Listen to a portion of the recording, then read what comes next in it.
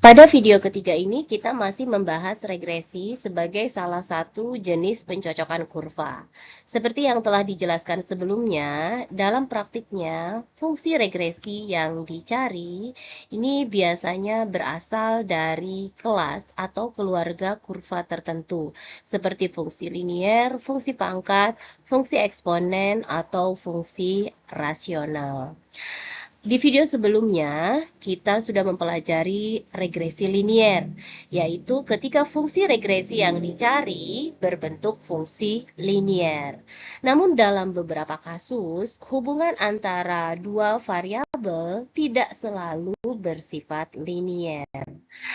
Pada situasi tertentu, fungsi regresi dapat berbentuk fungsi pangkat, ya, dan sama seperti pada regresi linier, kita dapat memperoleh fungsi ini dengan cara meminimumkan galat akar kuadrat rata-rata agar kurva yang dihasilkan ya setelah proses peminimuman galat tadi, kita akan menghasilkan kurva yang sebaik mungkin merepresentasikan pola data yang ada. Nah, di sini karena fungsi pangkat memiliki bentuk umum Y sama dengan A dikali X pangkat M, di mana M-nya ini bisa kita tentukan, sehingga hanya konstanta A saja yang dicari dalam proses regresi. Ya, jadi ini dengan cara yang analog dengan fungsi regresi, kita minimumkan galat akar kuadrat rata-ratanya, kita akan memperoleh nilai A-nya. Nah, hal yang sama juga berlaku jika fungsi regresinya ini berbentuk fungsi eksponensial ya. Di sini berarti kita memiliki bentuk fungsi eksponensial Y sama dengan C dikali E pangkat AX. Nah, di sini kita perlu menentukan konstanta C dan konstanta A. Sedikit berbeda dengan regresi linier dan regresi untuk fungsi yang berbentuk fungsi pangkat. Ketika kita menyusun regresi eksponensial, ya dalam hal ini kita meminimumkan galat akar kuadrat rata-ratanya, kita akan memperoleh hasil dari proses minimisasi ini, kita akan memperoleh hasil berupa sistem persamaan tak linier. Yang bisa dilihat di sini ada perkalian antara variabel Y dan X, yang mana ini akan menghasilkan salah satu ciri dari persamaan tak linearnya. Di sini ada perkalian antara XI dan YI, ya, dan ini adalah persamaan tak linear yang pertama, dan ini adalah persamaan tak linear yang kedua. Nah, sebetulnya di materi UTS, kita sudah mempelajari bagaimana cara menyelesaikan persamaan tak linier menggunakan metode Newton-Raphson. Nah, metode Newton-Raphson ini juga bisa diterapkan untuk menyelesaikan sistem persamaan tak linier, tapi tentu saja kita memerlukan beberapa pengembangan, karena yang diselesaikan bukan hanya satu persamaan tak linier, melainkan lebih dari satu. Kita bermaksud menyelesaikan sistem persamaan tak linier. Nah, metode Newton ini seringkali membutuhkan waktu yang lebih lama dan memerlukan tebakan awal yang ya itu perlu trik-trik tertentu ya, tebakan awal yang baik agar konvergen ke solusi yang benar ya. Nah, oleh karena itu dalam banyak kasus akan lebih efisien jika kita tidak berlanjut ke penyelesaian sistem persamaan tak linier, melainkan kita melakukan yang disebut dengan linearisasi.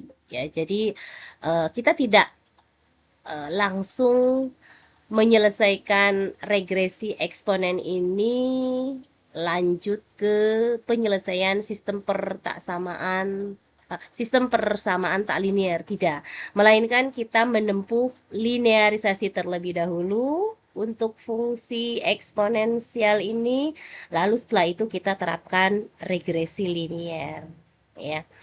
Nah, untuk keperluan ini, pertama kita akan melakukan linearisasi terhadap fungsi eksponen.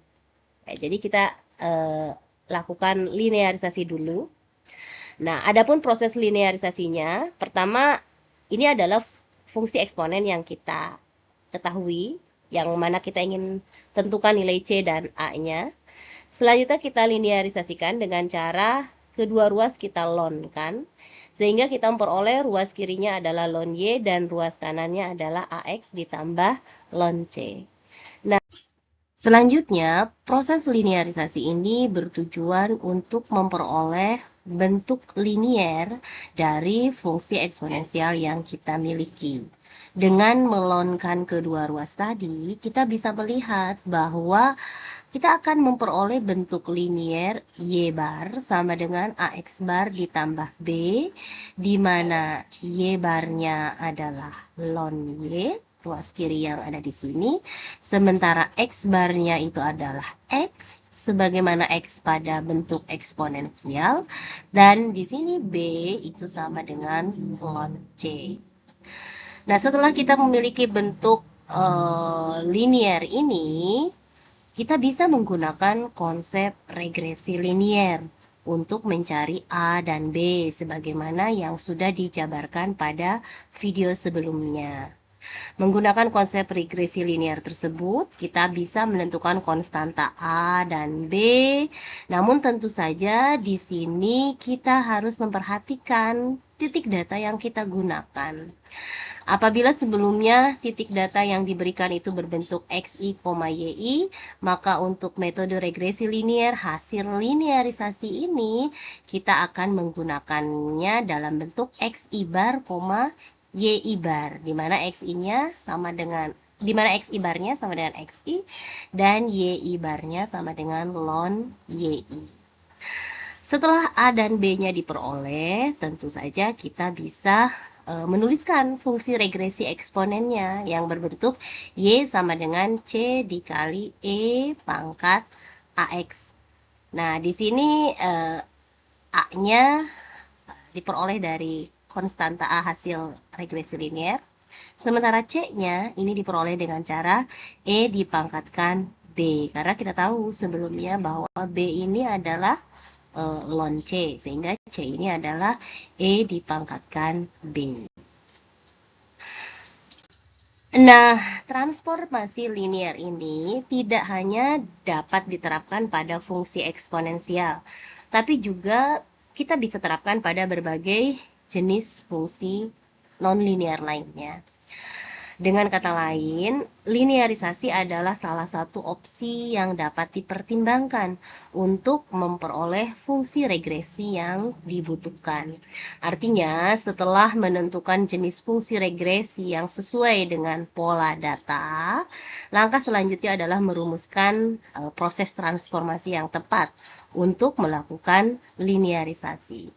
Transformasi ini bertujuan untuk mengubah fungsi non-linier menjadi bentuk linier yang sederhana sehingga dapat diselesaikan menggunakan metode regresi linier yang sudah kita pelajari di video sebelumnya.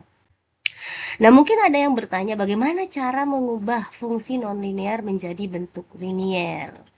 Nah, jangan khawatir, tabel berikut ini memberikan informasi mengenai transformasi setidaknya 10 jenis fungsi non-linier ya.